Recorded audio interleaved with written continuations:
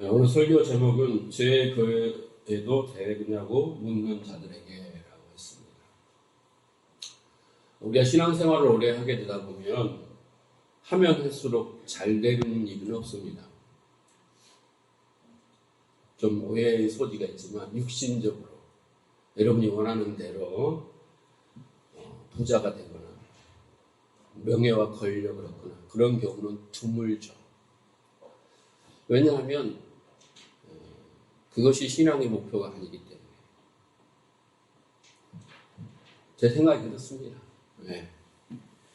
자, 그런데 우리가 신앙생활을 하면 할수록 뭔가 되는 것 같다가 또 실패하고 또 죄를 범하게 되면 그동안 쌓아놓았던 나의 믿음이 공로가 한순간에 와르르 무너져 내리고 결국 내가 구원받았나? 라는 심각한 회의와 갈등에 빠지게 됩니다. 그렇지 않습니까? 저는 목회를 10년 넘게 하면서 깨달은 것은 결코 그거예요. 자, 그런데 그렇게 신앙생활을 하면 할수록 부귀영화, 무병장수, 성공, 부흥과 성장, 예? 여러분 막 잘 돼야 되는데 안 돼요. 안 되는 이유가 뭘까요? 그것은 하나님이 신앙생활을 통하여 내 뜻을 이루시는 게 아니기 때문에 그래요. 우리는 다 부자 되고 건강하고 잘 살기 원하잖아요. 만약에 그게 하나님 뜻이라면 그리스도인들은 다 부자 되고 잘 살아서 명예와 권력을 얻어서 다 예수 믿으려고 할 거예요. 그것은 내 뜻이고 하나님 뜻은 그것이 아니에요. 신앙생활은 하나님이 나에게 당신의 뜻을 이루시는 거예요. 왜? 하나님 뜻은 더 완전하시고 온전하시고 완벽하시기 때문에. 내가 아무리 주먹만한 대로 많은 계획을 하고 뭘 좋고 선하고 뭐 아름답고 뭐 하나님을 위해서 막 이렇게 한다 할지만 제가 해보니까 안 되더라고요. 하나님은 말려. 너 하지 마. 내가 할게. 이런 것 같으셔요. 그래서 우리는 신앙생활이 이렇게 보면 처음에는 기복으로 시작해요. 부귀영화를 얻기 위하여, 무병장수를 얻기 위하여, 그 다음에 성공하기를 위하여 이렇게 시작해요. 네. 그 다음에 이제 좀 더 이제 뭔가 그런 은혜를 받고 나면 이제 은사 이런 것도 좋아해요.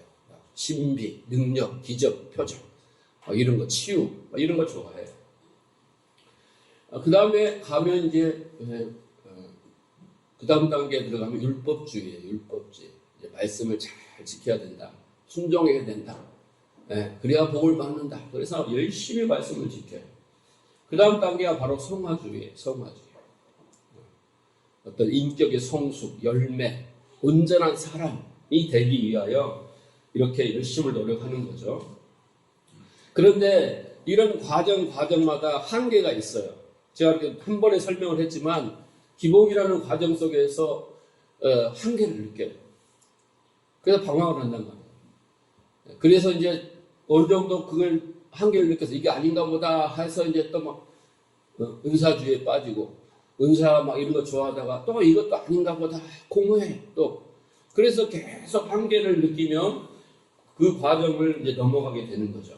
여러분도 지금 그런 어느 단계, 어느 과정에 있어요. 저도 마찬가지고. 근데 이것이 잘못된 것은 아니에요. 왜냐하면 반드시 이런 과정을 거쳐야 돼요. 그래서 대표적으로 구약에서 신앙의 여정을 설명한 게 뭐냐면 애굽, 그 다음에 광야, 그 다음에 가나안. 그래서 3단계로 이렇게 구분을 하죠. 애굽은 어떤 것이에요? 기적과 표적이 있고, 예? 애굽에서는 마음껏 먹어요. 음식량이 많아요. 부추, 마늘, 이런 거 다 정력제예요. 이런 고기, 이런 거 다 몸에 좋은 것들을 퍼먹어요, 예. 그래서 광야 와서도 그거 달라고 그거 먹으러 가겠다고 이래요. 그런데 광야에 딱 들어오면 그거 싹 하나님 거두가 버려요. 안 줘요. 그리고 하나님 뭘 줘요? 하나님이 주는 것만 먹어야 돼. 그게 뭐예요? 반석의 물. 예? 물이야, 물. 그리고 하늘에 내려온 만나. 이거예요. 그 다음에 고기. 이게 다 뭐예요? 다 하늘의 양식이에요. 양식. 그러니까 하나님이 주는 것만 먹어야 돼. 거기서는 부추도 마늘도 고기도 이런 거 먹을 수가 없어. 그게 물이 뭐예요? 예. 하늘에서 내려온 만나가 뭐예요? 말씀이에요, 말씀. 그걸 상징적으로 보여주는 거잖아요. 예수 그리스도. 자, 이걸 먹어야 돼요. 이걸 먹어야 사는 거예요. 그래서 이제 어느 정도 먹는 사람은 이제 가나안 들어가요. 가나안은 뭐 하는 거예요? 젖과 꿀이 흐르는 거 있잖아요. 예? 그 젖이 뭐야? 예? 기름이야, 기름. 기름. 그래서 이제 이 가나안에 들어온 사람은 기름, 성령, 응? 말씀과 성령으로 살아가는 거예요. 예. 그러니까 그 가나안에 들어간 단계에 있는 사람들은 부추, 고기, 마늘, 음식 이런 거 별로 안 좋아해요. 예. 그 다음에 광야에서 막 그런 가르침 이제 좀 넘어섰어요. 그럼 오직 성령과 말씀으로 그 심령 안에서 하나님을 누리고 살아가는 단계, 이런 단계. 이렇게 뭔가 신앙은 그런 과정과 여정이 있다는 거예요. 자, 그래서 오늘 로마서를 이제 6장으로 드디어 넘어왔는데, 오늘 6장에서 7장의 말씀은 뭔 이야기를 해주는가, 이게 참 중요해요. 오늘 우리에게 있어서. 오늘 설교 제목과도 깊은 관계가 있어요. 오늘 이 말씀은 그런 율법주의와 성화주의로 한계를 느끼는 사람에게 그 다음 단계는 뭐야? 라는 것을 알려주는 거예요. 여러분들이 신앙생활하면서 많은 의문점이 들어야 돼요. 왜 나는 계속 죄를 짓고 있지? 나는 기도해도 응답이 안 되지? 내 마음대로 되는 것이 없지? 에? 나는 정말 하나님을 위해서 목숨도 내놓고 하고자 하는데 머리는 내놓고 있는데 마음이 안 가. 왜 그러지? 막 이런 사람들에게 왜 그런 줄 아니? 라고 알려주는 거예요. 자, 로마서 5장 1장에서 5장까지 우리는 결국 그 복음을 설명하잖아요. 복음. 나는 부끄러우지 않다. 복음을. 예, 그 복음은 구원의 능력이다. 이렇게 해서 그 복음은 하나님의 의다라는 거잖아요. 의로 말미암아 우리가 구원을 받았다. 예수 그리스도의 십자가의 죽으심과 부활로 우리가 구원을 받았다. 율법 지켜서는 안 된다. 응? 예, 율법으로는 절대 우리가 구원을 받을 수 없다. 하나님의 의, 또 다른 의, 그 바로 예수 그리스도의 십자가 부활, 이 복음만이 구원의 길이다. 그래서 우리가 할 것은 아무것도 없다. 오직 하나님이 선물로 주신 믿음만 있으면 된다. 그래서 내가 결국 뭐라겠어요? 항상 그러잖아요. 우리는 마지막 죽음의 순간에 다 놓고 빈손으로 왔다 빈손으로 가고 깨닫고 가는 거예요. 그리고 믿음 하나 들고 가는 거예요. 그렇다고 늘 말했잖아요. 그래서 우리가 정말 이 땅에서는 내 본질이 바로 혼돈과 공허와 흑암이 깊은 그런 곧 없음의 존재, 티끌, 만물보다 부패한 본성, 이것을 이 땅에서 깨닫고 이것은 끝이구나. 아니다. 이제는 복음. 예, 복음. 그리고 하나님 주신 믿음, 그 선물, 이거로 살아가는 거구나. 라는 걸 알고 가는 거예요. 응? 그거 알고 가는 거예요. 그래서 5장 말미에 지난 시간에 20절, 죄가 더한 곳에 은혜가 더욱 넘쳤나니 이는 죄가 사망 안에서 왕노한 것 같이 은혜도 또한 의로 말미암아 왕노릇하여 우리 주 예수 그리스도로 말미암아 영생에 이르게 함이라. 그래서 지난주 설교가 뭐였어요? 은혜가 왕노릇한단 말이에요. 우리 안에서 너희는 아무것도 할 것이 없다. 우리가 해버리면 은혜가 필요가 없어요. 은혜는 값없이, 조건 없이, 대가 없이 무조건적으로 주시는 것이 은혜잖아요. 구원도 믿음도 복도 다 그러잖아요. 근데 우리가 해서 받으면, 우리가 해서 뭔가 구원을 이루면 그건 은혜가 아니잖아요. 그렇죠? 그러니까 은혜가 왕노릇하니까 우리가 아무것도 할 것도 없어. 근데 막 줘. 그러니까 아이고 이거 뭐야 떡이냐라고 감사를 할 수 있는 거잖아요. 자, 그러다 보니까 한 가지 질문이 나온다는 거야. 한 가지 질문이. 어떤 질문이 나오냐? 그 예수 그리스도의 십자가와 그 은혜를 강조하면서 하나님의 전적인 은혜다라고 강조하니까 그러면 우리가 더 이상 할 일이 없네? 죄가 더한 곳에 은혜가 넘쳤나니 그럼 이제 막 살아도 되겠네? 오히려 내가 은혜를 더 많이 경험하려면 죄를 막 많이 져야겠네? 사람도 죽여보고 막 별짓을 다 해보면 그래도 나는 죽지 않고 나는 구원받고 나는 그래도 아무 문제가 없네. 아, 하나님의 은혜구나. 자, 이렇게 된다는 거예요. 이런 생각을 인간이 갖게 된다는 거예요. 그래서 어떻게 해요? 이제 기도도 안 하고 회개도 안 하고 자, 무슨 짓을 다 해도 용서하니까 이게 뭐예요? 바로 구원파예요, 여러분. 구원파는 기도도 안 하고 회개도 안 하잖아. 한 번 죄로 다 용서받았으니까 이제 더 이상 죄도 아니여. 그 뒤로 나는 죄를 안 지어. 이렇게 말한단 말이에요.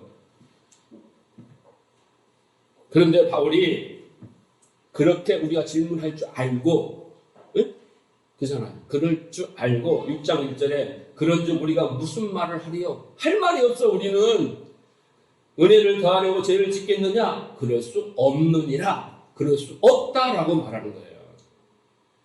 네, 그럴 수 없다. 강하게 부정하여. 그런데 가만히 보면 그러면 열심히 율법을 지켜라. 이렇게 또 4절의 말씀 보면 그렇게 들려요. 네가 은혜 많이 받았으니까 그 다음부터 네가 좀 뭔가 해야 될 거 아니야? 라고 말하는 거예요. 그런데 그런 뉘앙스는 아니에요. 자, 사도 바울이 갑자기 왜 그럼 은혜에 거하기 위하여 죄를 더 많이 지어도 되겠네? 라는 질문을 끌어다 쓰고 있을까요? 은혜의 복음을 전하고 나면 그걸 가르침을 받고 나면 반드시 그 뒤에 질문이 튀어나오는데 그것이 바로 뭐예요? 이거예요. 죄를 더 지어도 되네? 네. 죄를 지을수록 은혜를 더 깨달을 수 있겠네? 막사네? 이렇게 된다는 거예요. 그 유명한 로이드 존스 목사님도 전도자가, 설교자가 올바른 복음을 전하고 나면, 올바른 복음에 대한 설교를 하면 사람들이 그럼 이제 아무것도 안 해도 되겠네? 막 살아도 된다는 말인가? 이런 반응이 나와야 된다는 거예요. 그래야 목사가 설교를 잘했다는 거예요. 여러분, 반응이 나왔어요. 그럼 생각에 설교를 들으면서, 로마서를 들으면서 그러면 제가 설교를 잘한 거고, 여러분이 그런 생각도 없이 그렇게 하면 제가 설교를 잘못, 이 죄를 용서하여 주시옵소서, 주여. 자, 그런데 여러분, 그런 반응이 나와야 한다는 말이 그렇게 살아도 된다는 말이 아니에요. 그것은 거기가 끝이 아니다. 다음에 또 뭐가 있어요. 과정이 있다라고 그럴 수 없느니라 라고 설명을 하고 있는 거예요. 왜 그럴 수 없는지를 지금 6장과 7장에서 설명하고 있어요. 자, 1절에서 4절을 다시 한번 쭉 이렇게 보면은 그런즉 우리가 무슨 말을 하리요?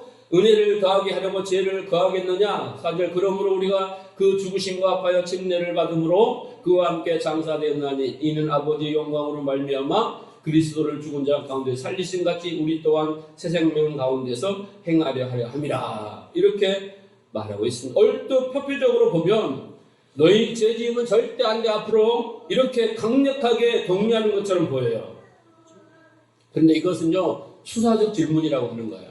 어떤 답을 우리한테 묻는 것이 아니라 오히려 질문을 통해서 뭔가 자기가 원하고 강조하고 확증하는 것을 위하여 그것을 각인시키기 위하여 이런 질문을 하는 거예요. 그럴 수 없느니라 라고 해서 그럴 수 있겠느냐? 이렇게 뭐라고 생각하세요? 이게 아니야. 뭔가 지금 어필하고 싶은 것을 이렇게 수사적 질문을 하고 있는 거예요. 자, 2절에 그럴 수 없느니라 죄에 대하여 우리가 죽은 우리가 어찌 그 가운데 살리요? 자, 바울은 그 질문과 대답 속에서 이런 말을 하는 거예요. 너희가 정말 죄가 뭔지 알기나 아니? 이런 거예요. 죄가 뭔지 알고 그런 말을 하고 있는 거야? 이런 거예요. 뉘앙스가. 네? 행가를 읽어보면 그거예요. 그리고 우리한테 묻고 있는 거예요. 죄가 뭔지 알고 나면 그런 소리 못할걸? 죄사함의 은혜를 알고 나면 그런 소리 못할걸? 정말 죄가 뭔지 알기나 하는 거야? 라는 뉘앙스예요. 그래서 죄와 십자가의 그 죄 용서를 모르는 사람은 당연히 이런 질문을 하는 거예요. 마음대로 살아도 되겠네. 죄 지어도 되겠네. 이제 막 살아도 되겠네. 이게 뭐예요? 방종주의예요. 이제 구원받았으니까 막 살다가 왜? 가도 괜찮단 말이야. 한 번 구원은 영원한 거니까. 초대교회 당시 이후에 사도시대, 교부시대도 와서 그랬어요. 그런 거야? 그러면 나 죽을 때까지, 죽기 전까지 마음대로 살다가 죽기 전에 복음 딱 영접하고 천국 가. 이런 사람도 있었다고. 그런데 이런 사람들은 죄가 무엇인지를 몰라요. 그래서 이따인 어리석은 질문을 하는 거예요. 여러분, 죄가 뭐예요? 저는 그래요. 여러분이 신앙생활 잘하면 어떤 훈련과 영성 훈련 이런 거 좋아요. 그러나 제일 먼저 깨달아야 하는 게 뭐냐면 죄의 개념이에요. 이거 안 깨달으면 신앙생활이 잘못된 방향으로 가요. 하나님과 관계도 잘못 관계가 맺어져요. 그래서 기독교에 입문하면 제일 먼저 알아야 될 것이, 물론 하나님을 알고 예수 그리스도도 알지만 죄에 대해서 아주 깊이 알아야 돼. 깊이. 지금 바울이 그러잖아요. 어찌 네가 마음대로 살아도 되고 죄의 은혜를 더 누르기 위해서 죄를 지향 이딴 소리가 나올 수 있느냐는 거야. 네가 죄를 알면 절대 그딴 소리 못한다 이 말이거든요. 여러분, 죄가 뭐예요? 자, 일단은 자연인들에게 있어서 죄의 개념은 뭐냐면, 일단은 모든 인간들은 선악과를 따먹었잖아요. 선악, 옳고 그름, 좋은 거 나쁜 거, 이것을 분별하고 판단하는 것을 그 주체가 바로 나예요. 네? 그게 뭐예요? 하나님만 할 수 있는 거잖아요. 그런데 인간이 한단 말이에요. 그 판단 안에서 선악을 인간이 정해요.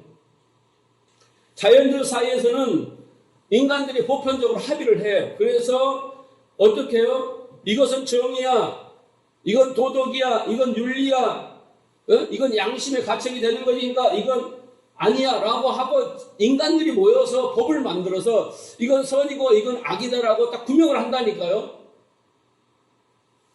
여러분, 이 세상은 다 보시기 좋은 거예요. 하나님이 지으신 이 피조물, 이 세상은 다 악한 것이 없어요. 그죠? 악이 없어요. 하나님이 악을 설명해서 악은 이렇게다 말해주는 것이지, 여러분, 이 세상은 다 선한 것이라니까요. 근데 인간이 하나님에 대해서 그 피조물이 창조가 지어놓은 모든 것들을 스스로 하나님이 되어서 이건 선하고 이건 악한 것이라고 딱 구분을 해버린 거예요. 자기가 하나님이 되어서. 그게 뭐예요? 바로 죄라는 거죠. 인간이 만든 도덕과 윤리는 항상 상황과 상대성에 따라서 바뀌어요. 그래서 상황 윤리 이런 말도 나오잖아요. 수시로 변한다는 거예요. 아프리카에는 어떤 부족은 손님이 찾아오면 손님이 떠날 때까지 아내를 내어줘요. 그게 뭐예요? 그들의 도덕이고 윤리고 진리인 거예요. 그렇잖아요? 그게 선이에요. 여러분, 인간이 만든 법이 있잖아요. 근데 우리 대한민국 법 봐봐요. 이 법이 공이, 그렇잖아요. 우리 그 법원인가요? 검찰청인가요? 어디 가면 저울이 이렇게 딱 있잖아요. 천칭 저울이 있어서 딱 이게 균형을 잡고 있잖아요. 그게 어떤 쪽으로도 기울어지지 않는 것이 뭐예요? 정의예요, 정의. 공정하게 부자나 가난한 사람이나 정치인이나 농부나 똑같이 정의한 것이 뭐예요? 그게 바로 정의라고 인간이 만드는 법이라고요. 법 앞에 평등한 거죠. 그런데 사실 그렇습니까? 권력을 가진 자에게 기운다고 그잖아요. 가난한 자는 더 엄하고 냉정하게 정해서 아주 일벌백계 하지만 재벌들, 돈 많은 사람, 자녀들 이런 사람들한테는 아주 후회요, 후회. 아주 살짝 그냥 스치고 마는 거예요. 그래서 이렇게 기우는 거예요. 이렇게 그려놓고, 그게 인간이 만든 법이고 정의인 거예요. 도덕이고 윤리라는 거예요. 그것을 스스로 자기들이 정한, 하나님이 되어서 정한 법이죠. 인간이 그 정의한 아름다움, 선, 착한 이런 것은 다 시대에 따라 변해요. 진리가 아니죠. 그것에 의하여 사람들은 선하다, 악하다, 가치 있다, 가치 없다 판단하는, 이거 바로 뭐예요? 선악 체계죠. 내가 오르면 오른 거야. 제가 언젠가 그랬잖아요. 가게 앞에다 주차를 해놨는데 사장이 맨날 그 앞에서 전화해도 안 나타나. 한 3시간 만에 나타나고 차를 빼는 거야. 아저씨 왜 여기다 차를 대놨어? 영업도 못하게. 그렇게 나쁜 짓을 하세요. 막 화내니까 그 아저씨 하는 말이, 왜 내가 나쁜데? 왜 내가 나쁜데? 내가 여기다 사면 어때? 네가 이거의 땅이야? 와, 이렇게 하고. 왜 니는 나를 나쁜 놈이라 하자 막 적반하장으로 하는 거 이해가 갑니까? 어? 그렇게 사는 거예요, 그게. 그게 하나님이라니까? 그게 하나님. 자, 그 선악 체계 속에서는요, 진리가 뭐냐면 권선징악이에요. 선은 권하고 악은 징계한다. 뭐 인과 응보 이런 거잖아요. 그래서 여러분 우리도 그러잖아요. 뭘 할 만큼 뭘 받는다. 그래서 열심을 내잖아요. 그렇죠? 열심히 기도하고 뭐 하고 열심히 많이 드리면 많이 받고 적게 드리면 적게 받는다. 예? 죄를 지으면 못 받는다. 그게 바로 뭐예요? 권성징악, 인과 응보 이거잖아요. 근데 성경에는 이거 없어요. 성경에는 이런 말이 없단 말이에요. 이런 걸 갖다가 설명을 하지만 이것은 없는 거예요. 인간이 만든 거란 말이에요. 인간의 그 사고 체계 속에서 만든 거죠. 그러니까 이 선악 구도 속에서 여러분 절대 하나님의 사랑, 은혜, 자비, 긍휼은 절대 느낄 수가 없어요. 그렇죠? 은혜를 어떻게 느껴? 권성징악인데 인과 응보인데 원인과 결과에 딱딱 처리해버린데 여러분 은혜는 뭐예요? 원인은 하나님께 있는 게 은혜예요. 내가 잘해서 복을 받아, 내가 잘해서 구원을 받아, 내가 잘해서 천국을 가. 그 원인이 다 나에게 있어요. 그렇죠? 그죠? 그러면 무슨 은혜가 필요 있겠습니까? 그죠? 권성징악, 인과 응보에 따라서 그런 건데 근데 우리는 지금 은혜라고 했을 때는 그 원인이 인과율에서 그 원인이 하나님께 있는 거잖아요. 원인이 나에게도 없는데 우리가 죽어 마땅한데 사는 거예요. 영원히 복을 받고 사는 거예요. 결과가 이걸 은혜라고 하는 거잖아요. 그러니까 이 권성징악이라는 이 구조 안에서 이 인과응보라는 구조 안에서는 절대 하나님의 은혜를 깨달을 수가 없어. 느낄 수가 없어요. 예? 그런 사람들은 하나님 무서운 하나님이 있을 뿐밖에 없단 말이죠.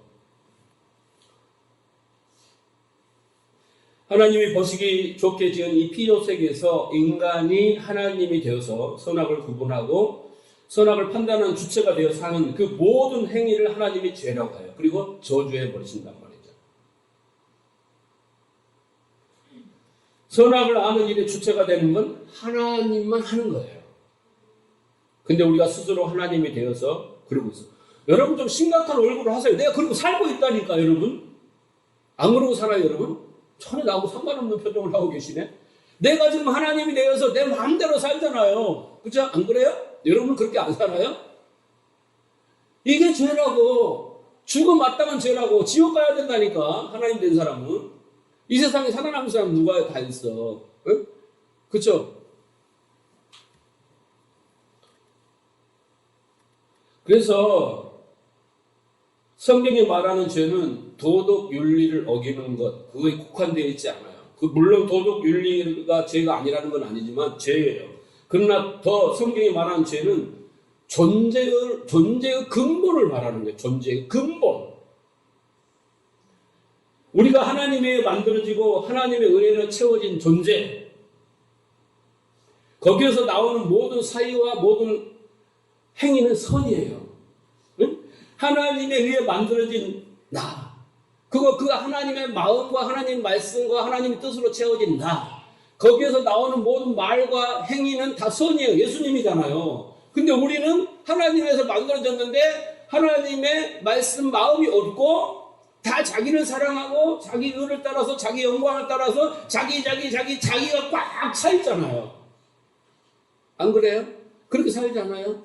그렇게 사는 것이 뭐예요? 죄다라는 거예요. 죄.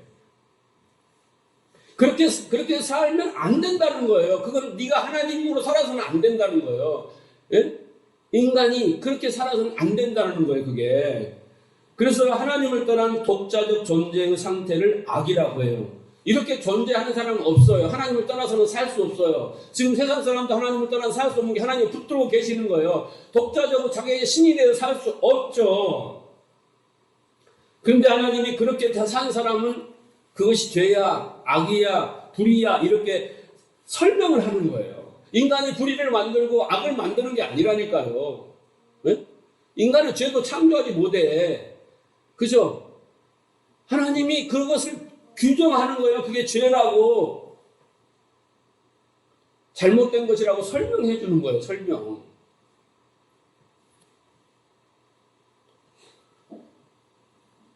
그 어떤 피조물도 이 세상에서 하나님의 그 생명과 창조의 능력 그 밖에서 존재할 수 없어요. 모든 걸 하나님 지금도 다 붙들고 계신단 말이에요. 그런데 그 하나님을 떠나 독자적으로 존재하는 상태, 이게 악이라고요. 그리고 그렇게 살고자 하는 그 경향성, 그 의도, 그 생각조차도 뭐예요? 악이라는 거예요. 그게 악이라는 거예요. 그래서 성경은 선한 존재, 악한 존재, 이것을 행위로 구분하지 않아요. 여러분, 네? 착한 사람, 나쁜 사람, 죄인, 의인을 행위로, 그 사람의 행동으로 구분하지 않고 뭘로 구분하여? 어느 영역에 속했느냐, 누구가 장하고 있느냐, 그 사람을 마귀가 장하고 있느냐, 마귀에 속했느냐, 아니면 하나님이 장하고 있느냐, 하나님의 어느 영역에 속했느냐로 구분하지, 그 사람의 행동을 가지고 안 한단 말이에요. 마귀가 속해 있으면서도 착한 일을 할 수 있다니까? 그잖아요. 안 그래요? 바리새인들 네 자식이, 네가 마귀의 자식이다, 네 아비가 마귀다 그랬는데 그 사람도 선한 일을 하잖아요. 11조 드리고 다. 그러니까 행위로 구분되는 게 아니라 그 마음, 그 존재, 그 영역이 그 사람이 어디에서 또 누구에 장악되어 있느냐, 이게 더 중요하단 말이에요. 그래서 율법을 그렇게 열심히 지켰던 바리새인들이 마귀의 자손인 거예요. 마귀 아비, 너희 아비가 마귀다, 이렇게 하는 거예요. 그래서 성경은 항상 두 나라를 대조시켜 설명하잖아요. 마귀의 나라, 아들의 나라. 그러니까 이제 그럼 막 살아도 되겠네 라고 질문하는 자들이 뭐 때문인가 여러분 이해하셔야 돼요. 혹시 여러분도 이런 질문을 했다면 아직 여러분은 죄가 뭔지 선이 뭔지 기본적인 이해가 없는 얼치기예요. 네? 모르는 거예요. 우리가 죄를 정확하게 이해할 때 비로소 그럴 수 없다라는 말이 탄성이 나오는 거예요. 네. 그를 이해했을 때. 이제 우리는 예수님이 율법을 완성하셨다. 금요일날 말씀드렸죠. 완성하셨다. 그래서 난 율법과 상관없다. 이게 바로 구원파라고요. 죄와 사망과 관계없다. 구원받았다. 자유다. 이 말씀의 의미는 우리가 이 역사 속에서 더 이상 죄를 안 짓는다. 짓지 마라. 이 말이 아니에요. 다시 말해서 하나님이 너희의 죄가 분명히 하라는 거예요. 그러나 그 죄를 아들의 피로 가려요. 아들의 피로 가려요. 그래서 우리 안에 죄의 본성이 있고 죄가가 있지만 그 십자가에 순종하여 모든 죄를 담당한 그 아들의 피로 가려서 아들의 피를 본다 이 말이지, 우리가 깨끗하게 완벽하게 이제 죄 안 짓고 산다라고 하는 게 아니에요. 그런데 이게 진짜 깨달아지고 감사한 사람은 이제 제 맘대로 죄를 지어야지 이렇게 안 나온다는 거예요. 안 나온다는 거예요. 죄를 안 지으려고 몸부림치지, 죄를 지어야겠네? 죄를 지어도 되겠네? 이딴 소리를 안 한다는 거예요. 그러니까 이제부터 나 마음대로 살래, 이런 사람들은 심령을 보면 지금까지 꽁꽁 누르고 살았어. 무서워서. 지옥 갈까봐, 복 못 받을까봐, 창피하니까 꾹꾹 누르고 살았는데, 목사님 죄 짓고 살아도 된다네? 이제 막 살아도 된다네? 그러니까 와, 때는 이때다 하고 막 마음대로 사는 거야. 마음대로. 그 속에는 뭐가 있어요? 그 죄를 짓고자 하는 본성이 있었다는 거예요. 감추고 있었다는 거예요. 누르고 있었다는 거예요. 그것을 반증해주고 있는 거예요. 그런데 그걸 깨달은 사람은 그런 마음이 없어요. 그런 마음이 없어요. 그래서 사도 바울은 자기를 향해서 나는 죄인 중에 괴수라고 했는데, 우리가 어떻게 사도 바울 발꿈치를 못 따라가는데 어떻게 우리가 죄를 안 지을 수 있겠어요? 우리는 죄를 지어요. 여러분 죄 안 져요? 솔직히 우리 까놓고 이야기합시다. 죄 안 져요? 안 져요? 안 져요? 또 여러분 생각할 때 내가 거짓말했나? 또 뭐 누구 속였나? 미워했나? 그런 거 생각하지 마요. 도덕적, 윤리적인 거. 그런 목사님 차원 가진 설교를 하는 게 아니니까. 예? 여러분 중에는 법을 잘 지키는 사람 있잖아요. 교통법규도 잘 지키고 남에게 피해 안 주는 사람 있잖아요. 난 죄진 건데 한 주 동안 죄진 건데 목사님이 한 주 동안 제 보혈로 씻어주시고 막 이러면 뭐 나 용서를 해야지, 용서를 구해야지 막 이런 것도 틀림없이 간혹 있을 거라고. 여러분 죄는 뭐냐면 나를 사랑하는 것이 죄예요. 내 자존심 지키기, 내 영광을 위해 사는 것, 나를 사랑하는 것, 나를 의롭게 여기는 것, 그게 바로 뭐예요? 죄예요. 하나님보다 나를 더 사랑하는 것. 여러분 보이지 않는 하나님을 여러분 어떻게 사랑해요? 사랑해요? 생각해서 대답해요. 잘 아니에요. 우리는 자신만 사랑한다니까. 자기 자신만 사랑해요. 내 부모만 사랑해요. 그게 우리의 본성이죠. 그러니까 여기서 우리가 죄를 안 짓는다면 어떻게 되겠어요? 지금부터 우리는 죽지 않아요. 왜? 죄가 큰 사망이니까. 죄 다 해결됐잖아요. 그거부터 이제 죄 안 지어. 그럼 우리 영원히 사는 거예요. 이 땅에서 죽지 않고. 영화에 나온 사람도 막 300년, 400년 사는 사람처럼.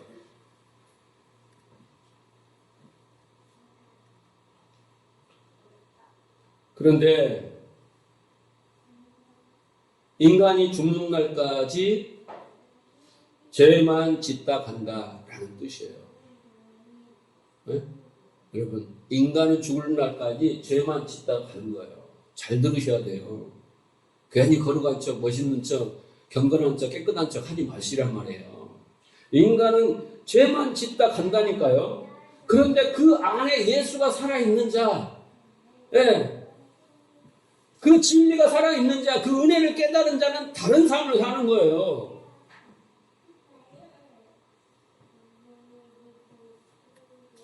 사도가 지금 너희가 어떻게 죄를 더 짓겠다는 말을 할 수 있느냐 이렇게 야단치는 게 아니에요.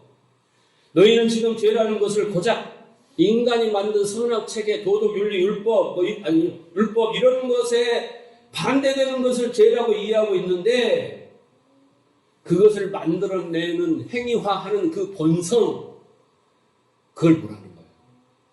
예수님이 입속으로 들어가는 건 다 깨끗하다고 했는데 여기서 나오는 것들은 다 악하다고 그랬잖아요. 그걸 보라는 거예요. 행위를 보라는 게 아니란 말이에요.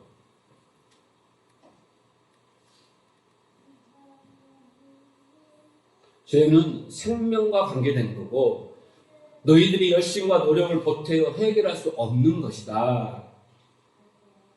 너희의 도덕적 삶, 윤리적인 삶, 양심적인 삶, 선한 삶 그거 어느 것도 죄를 해결할 수 없다라는 거예요. 죄는 그만큼 무서운 거예요. 죽음이에요. 사망이라니까요. 없음이라는 거예요. 어떤 내 안의 능력과 지혜로 모든 것으로 다 어떤 업적과 공로로 그 죄와 의를 해결할 수가 없어요. 그걸 설명하고 있는 거예요. 그런데 우리는 거기다 대고 죄를 지어도 되나? 이걸 해도 되나? 말아야 되나? 안 해도 되나? 이런 걸 따지고 있다는 거예요. 언감생심 자기 주제도 모르고. 여러분 지금 이 나라가 얼마나 어수선하고 시끄럽습니까? 그죠? 시끄럽죠? 여러분도 국민들 한 사람으로서 참 참담하지 않습니까? 우리가 큰일을 떠질 때마다 다 자기 몸살이고 자기 살자고 입 다물고 도망가고 모르쇠 하고 정죄하고 비판하고 아주 비난의 홍수가 촛불처럼 타오르잖아요. 그렇죠? 여러분 그러면 이 나라는 누가 수습하고 누가 바로잡아요? 위정자들이 국민을 생각합니까?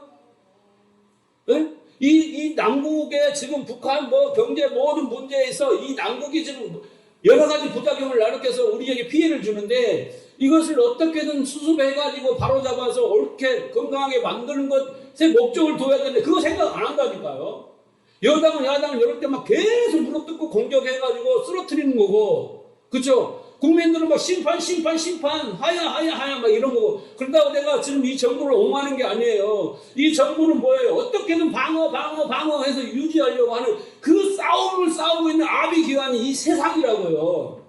그 선악이라는 그 체계 속에서 권성징악 인과응보가 판을 치는 이 세상이에요. 이 세상에 어떤 누구에게도 자유와 긍휼도 없고 사랑도 없고 용서도 없다니까요. 그래요 안 그래요? 그런데 여러분 이 세상에 다 집착하고 살잖아요. 이 세상에다가 막 빌딩도 짓고 막 아파트도 짓고 막 몇천만 원 들여서 인테리어도 하고 영원히 살 것처럼 그렇게 살지 않아요. 이 세상에 믿을 사람이 누가 있어요? 정치인을 믿어요? 누구를 믿어요? 나를 행복해 해줄 사람이 누가 있어요? 그럼에도 우리는 이 세상에 뿌리를 받고 살 요량으로 하고 살고 있는 거예요. 계속 우리는 이 세상 사람들에게, 정부에게, 대통령에게 어떻게 해요? 기대한 만큼 상처를 받고 실망과 좌절에 빠지는 거예요. 믿을 사람 하나도 없어요. 배신감, 분노, 절망, 증오. 이게 뭐예요? 혼동, 공허, 흑암이 깊은 세상이에요. 세상. 이 죄가 만연한 세상이에요. 그래서 골로새 1장 13절을 보면 그가 우리를 흑암의 권세에서 건져내사 그의 사랑의 아들의 나라로 옮기셨다. 나라도 교회도 성도가 이 세상에 겪는 모든 죄악을 알게 하는 그 흑암의 나라예요. 그러니까 우리가 여기서 흑암의 나라를 알아야죠. 흑암의 기쁨을 알아야죠. 내 안에 흑암의 기쁨을 알아야죠. 그렇죠? 그렇죠. 그 죄를 알아야죠. 이거 깨닫지 못하면 우리가 하나님 앞에 뭘 나가서 회개를 하며 하나님 은혜를 어떻게 알며 사랑을 알며 자비와 긍휼을 어떻게 알며 하나님을 붙들겠어요. 이거 모르니까 하나님 앞에 나와서 율법주의자가 되고 기법주의자가 되고 은사주의가 돼서 내 이득 챙기기에 바쁘잖아요. 내 유익 챙기기에 바쁘잖아요. 하나님은 그거 하려고 우리를 부른 거 아닌데. 그죠? 그래서 우리는 아들의 나라로 옮겨지기 위해서 반드시 사망을 경험해야 돼요. 자기를 부인하고 자기를 십자가에 갖는 그 고통의 과정이 있어야 돼요. 그래서 하나님이 창조주시구나. 우리는 인간의 처음의 자리가 티끌이었구나. 이렇게 이제 알아가는 거예요. 그래서 그 하나님의 은혜, 그 능력 뒤로 자꾸 숨는 거예요. 그걸 성화라고 해요. 광야 이 40년 동안 제일 먼저 너를 낮추시고 그러잖아요. 너를 낮추시고 네 마음이 어떠한지를 알게 하시고 이러잖아요. 그게 광야예요. 그러니까 교회에 와서는 뭘 하려고 하지 마세요. 뭐 해야 돼? 깨달으려고 하세요. 깨달으려고. 내가 누구인가, 어떤 존재인가, 내 안에 부패한 본성이 뭔가, 죄가 뭔가, 그걸 먼저 깨달아야 그 다음부터 은혜를 알고 사랑을 알고 자비와 긍휼을 알고 여기서부터 신앙이 시작되는 거예요. 하나님이 여기서부터 필요한 거예요. 여기서 감사 찬양이 나오는 게 진짜 신앙이라니까요. 우리가 그렇게 완전히 십자가 뒤로 숨어요. 작아지다 못해 이게 십자가에 함몰된 상태를 오늘 뭐라 그래요? 연합. 4절에 보면 죽으심과 연합되었다라는 거예요. 예수님이 그렇게 죽으셨잖아요. 여러분,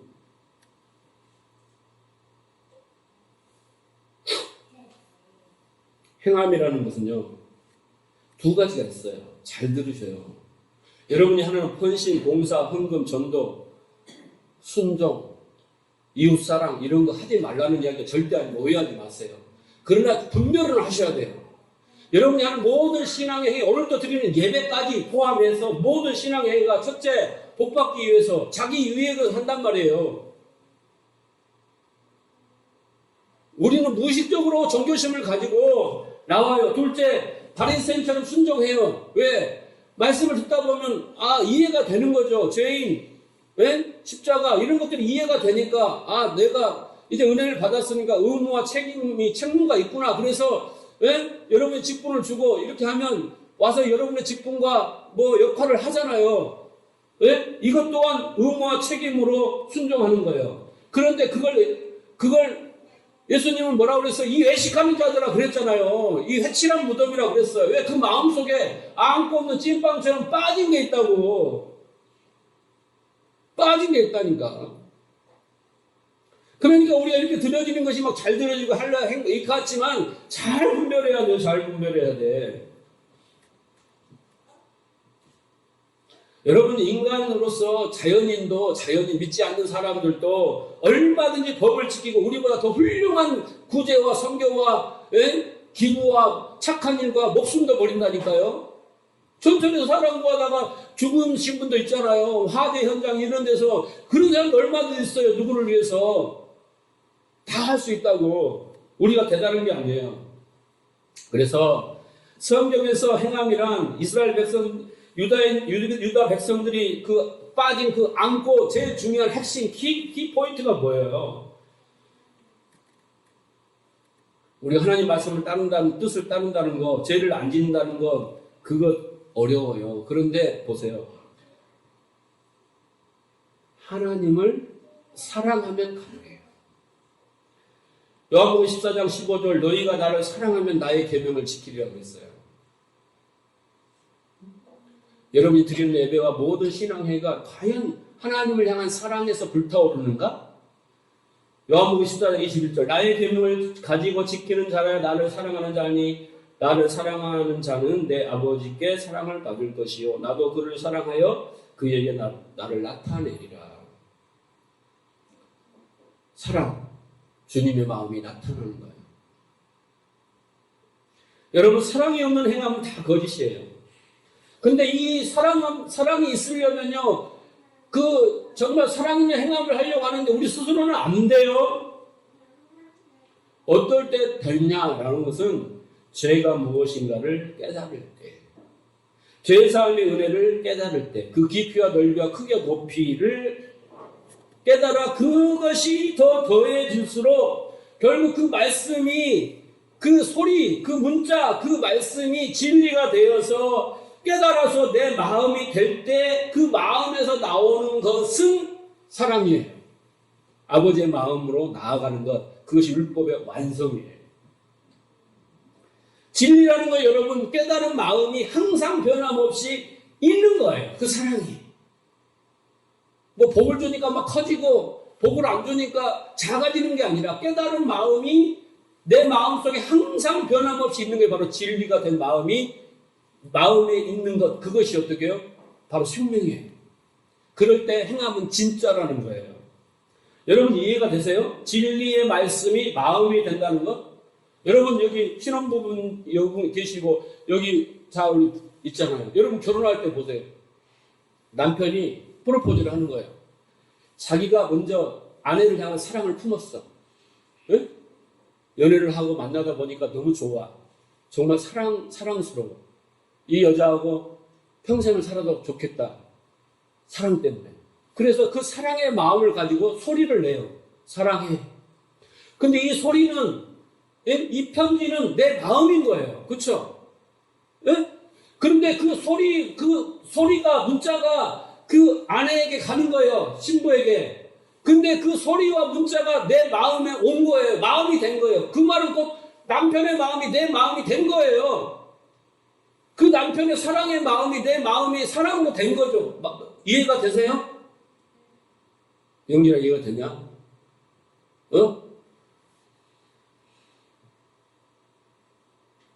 결혼할 거지, 둘이. 내가 사랑하는 마음이 있어요, 병찬아. 근데 이것을 표현하는 방법이 여러 가지야. 그죠? 표정으로, 말로, 글로, 내 행동으로 표현을 했어. 근데 소영이가 그것을 접수를 한 거예요. 깨달았어. 아무리 막 해도 몰라. 그런데 어느 날 이제 깨달았어. 그래서 병찬이의 마음, 고순한 마음이 내 안에 들어왔어. 그 깨달음이 내 마음이 됐어. 그래서 어떻게 그 마음은 놀라운 위력을 나타내는 거예요. 어떻게 내 인생을 남자에게 맡겨, 내 순결을 바쳐, 내 삶을 받아, 자식도 놔줘, 평생 밥 해줘, 평생 옷 빨아줘, 다 해줘. 뭐 때문에? 사랑 때문에. 순종이라는 것이 진정한 순종이라는 게 그런 거예요. 하나님이 나를 사랑한다. 너는 죄인이다. 내가 너를 구했다. 너를 내가 얼마나 사랑하는지 아니 십자가를 봐라. 그 사랑의 확증이다. 이 말씀이 문자가 소리가 성령을 통하여 내게 깨달아지면, 그리고 내가 얼마나 죄인인가를 알게 되면, 그 아버지의 마음이 내 안에 들어와 마음이 되면 어찌 내가 죄를 지려고 마음을 먹겠어요? 네? 어찌 내가 하나님 내가 살겠어요? 그것 때문에 내가 이렇게 됐는데. 그래서 사랑하면 계명을 지킨다는 말은 이게 시키는 게 아니에요, 여러분. 그 마음이 되어서 그 마음으로 진심으로 예배하고 진심으로 찬양하고 진심이 되어서 하나님 앞에 헌금하고 진심이 되어서 봉사하고 진심이 되어서 뭘 하는 거예요. 결과가 중요한 게 아니에요. 내가 얼마를 했다, 몇 명을 전도했다, 뭘 예배를, 이게 아니라고. 그 진심이 나를 이끌어가서 그 마음으로 나가는 그것이 온전한 거예요. 그걸 우리가 못해요. 누가 하셔요? 진리의 성령이. 제일 먼저 하시는 거예요. 죄와 의와 심판에 대해서 알려주는 거예요. 그 속에 하나님도 알고 나도 알고 그 은혜도 알고 사랑도 알고 모든 게 다 들었어요. 그 깨달음이 깊어갈수록 사랑은 깊어가고 마음도 커지고, 그래서 하나님께 어떻게 해요? 10,000원 드렸던 거 50,000원 드리고 깊어갈수록 100,000원도 아깝지가 않아요. 이 돈 없어도 살아요. 네? 그래서 그 마음으로 아내를 사랑하고 남편을 사랑해요. 그게 사랑인 거죠. 마음도 없이 하지 마세요. 마음도 없이 하는 것이 바로 외식하는 거예요. 해칠한 무덤이 독사의 자식인 거예요. 이스라엘 백성, 유대인들이 결국은 그 마음이 없었단 말이에요. 하나님을 공경하는 마음도 없고 하나님을 사랑하는 마음도 없어. 단지 율법만 딱 붙들고 성경만 딱 붙들고 이것 갖고 하면 된다라고 한 거예요.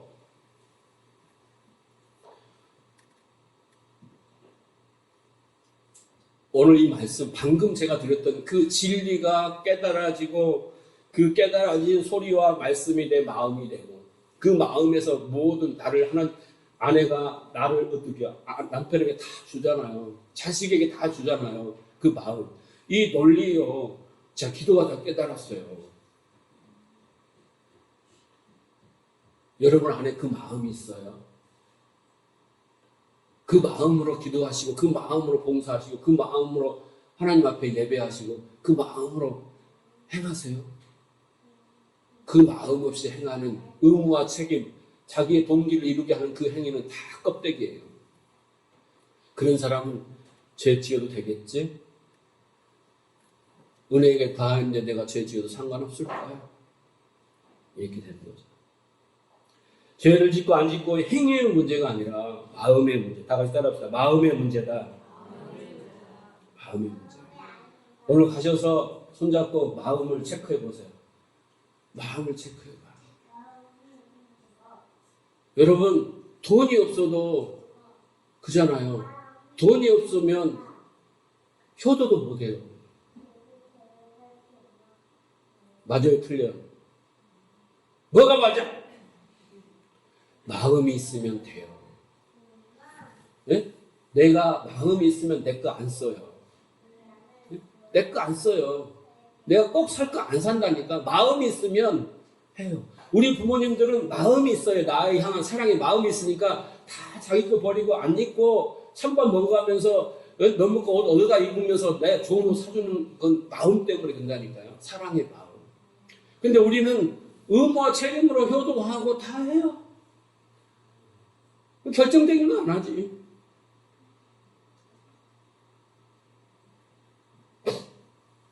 마음에도 없는 소리 마라 그랬잖아요. 네? 마음에도 없는 소리. 오늘 말씀을 정리하면 모든 신앙생활은 죄의 깨달음에서 비롯된 것입니다. 깨달음이 깊어질수록 그럴 수 없다는 마음이 커지는 거예요. 그런데 여러분 어떻게 해요? 아까 제가 그랬죠. 우리는 주님 오시는 날까지 죄를 지을 수밖에 없다. 그럴 수 없는 이라고 분명히 아는데 그럴 수밖에 없는 나예요. 그러니까 어떻게 해요? 여기서부터 몸부림치고 벗어나려고 했던 바울이 나는 공고하다. 이 사망의 늪에서 나를 누가 건져내라 라고 말하는 거예요. 그런데 다행히 어떻게 해요? 죄와 사망에 대해서 생명의 성령의 몸이 오셨다 이거예요. 그러니까 우리는 어떻게 해요? 죄를 지을 수밖에 없어요.